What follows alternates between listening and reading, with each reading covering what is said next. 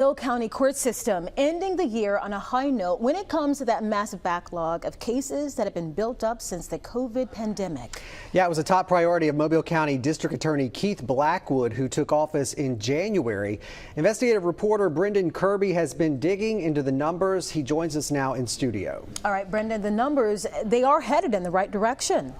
Yeah, that's right, Lenise and Lee. The backlog actually started to creep up before the pandemic and then got way worse after 2020.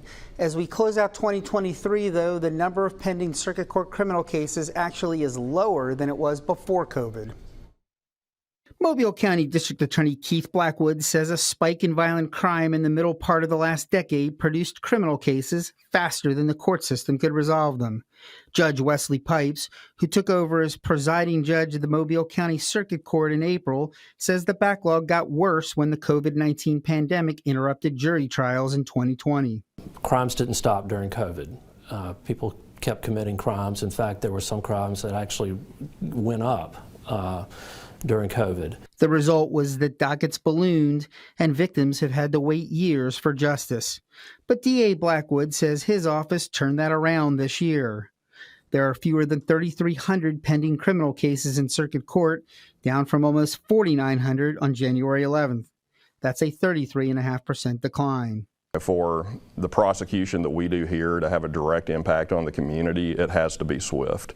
There has to be quick retribution for a criminal every time the law is broken, and that's what we are moving to here.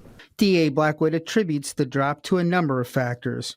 He says he's been able to hire 20 additional staffers, thanks in part to financial help provided by the City Council and County Commission. The DA says an office restructuring also is bearing fruit.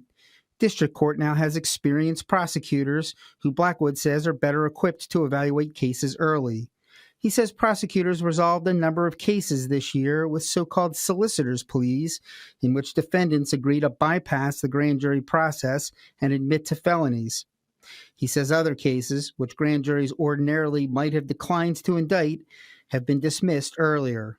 Judge Pipes notes that the court system now has a full complement of judges now that Vicki Davis replaced Judge James Patterson, who died in January.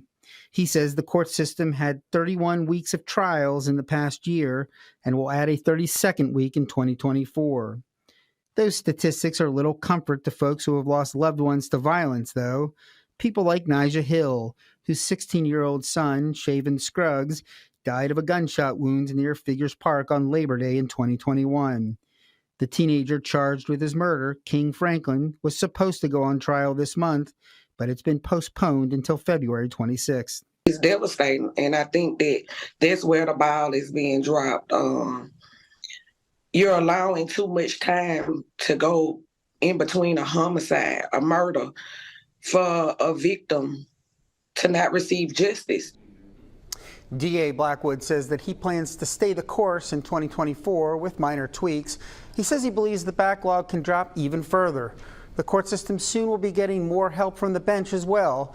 Voters in November will elect someone to fill a newly created district court judge position. Reporting live from the News Center, Brendan Kirby, Fox 10 News.